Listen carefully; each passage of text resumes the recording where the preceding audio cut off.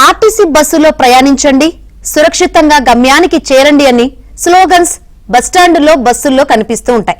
కానీ ఆర్టీసీ బస్సుల్లో కూడా ప్రమాదకరంగానే మారింది.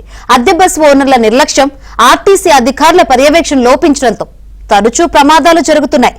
తాజాగా భద్రాద్రి కొత్తగూడెం జిల్లా మనుగూరు డిపోకు చెందిన ఆర్టీసీ బస్సు మిట్టగూడెం గ్రామ సమీపంలో రన్నింగ్ లో ఉండగానే బస్సు వెనక చక్రాలు ఒక్కసారిగా ఊడిపోయాయి.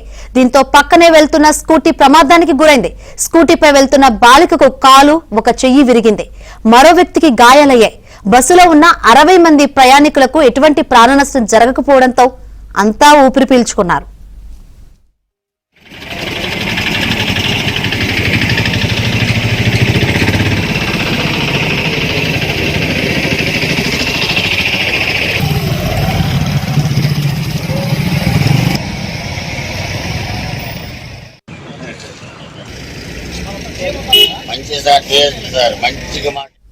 బస్సు ప్రమాదంతో ప్రధాన రహదారిపై భారీగా వాహనాలు నిలిచిపోయాయి.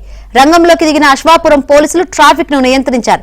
అధికారుల నిర్లక్ష్యం వహిస్తూ ప్రయాణికుల ప్రాణాలతో చెలగాటమాడుతున్నారని ఆవేదన వ్యక్తం చేస్తున్నారు.